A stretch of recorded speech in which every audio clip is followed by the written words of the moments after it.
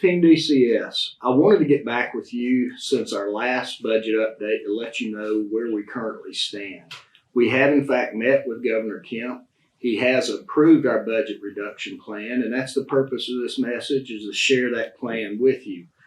Let me start by saying Governor Kemp is extremely impressed and pleased with the service that's provided by DCS and the work you're doing day in and day out.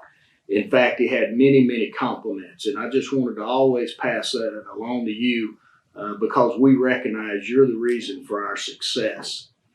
One other thing before I get into the budget details, last week, as you know, we had 4 officers that were recognized for Governor Public Safety Awards. I specifically wanted to mention them being Nick Perry, Telly Hartman, Justin Ussery, and Brandon Long. And we want to wish them congratulations and thank them for our success.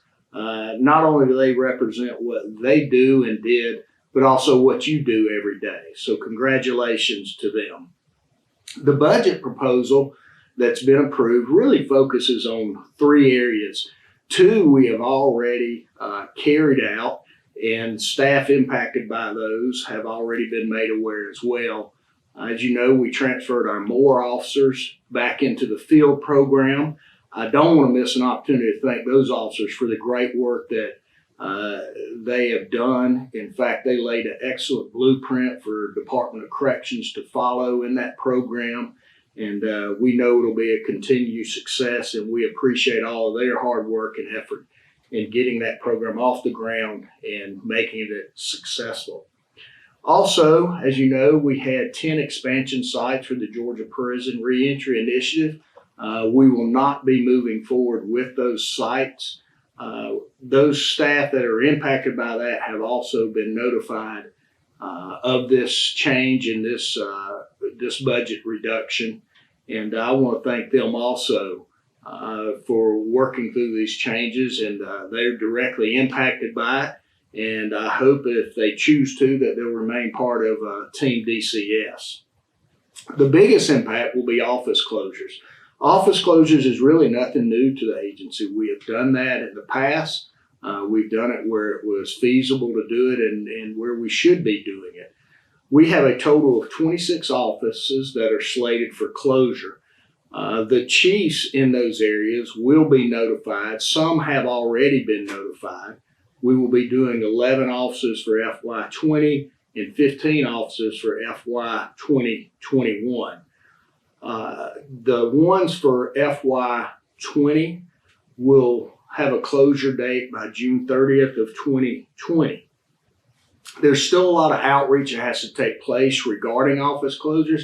One thing we have found where we have closed offices, we have in fact been able to increase our service delivery, and in fact staff morale and staff utilization have been impacted in a positive way.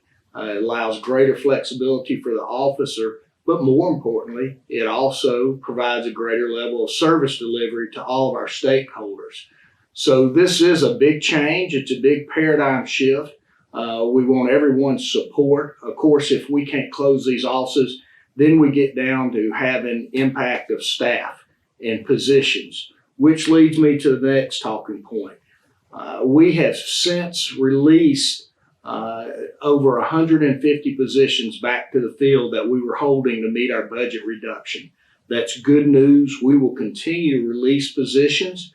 Promotions will continue, and that's really a very positive step, because we don't want to do anything that has a negative impact on staff.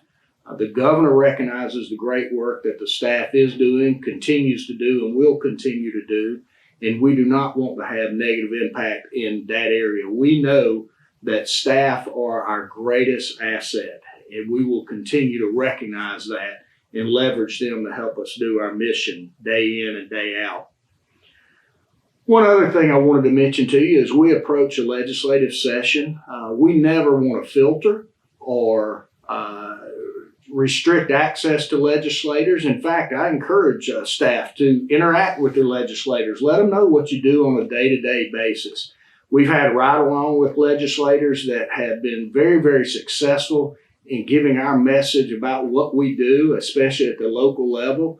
We hope to continue those. All I would ask is when you do have interactions with legislators, let us know. That keeps us all on the same sheet of music. It can also prevent problems or issues or concerns that may arise at a later date. So I think working together, we can message what we do day in and day out to serve our communities, and I appreciate your assistance with that. Finally, at the first of the year, we're going to begin doing podcasts. These podcasts will have different individuals and different topics. We know from the employee engagement survey, one of the things that staff continue to say is they would like to have unfiltered communication. And that is a way that we're going to try to accomplish that is through these podcasts. These will be topics that you would like to hear about and are interested in hearing about, so stay tuned for those. Finally, let me thank you for what you do day in and day out. I know I say it on a regular basis, but I don't think I can say it enough. You're the key to our success. We're here to serve you. That's what it's about. And I want to thank you for what you do day in and day out. I wish you all the best this holiday season. And just remember, together, we are much, much stronger. Thank you.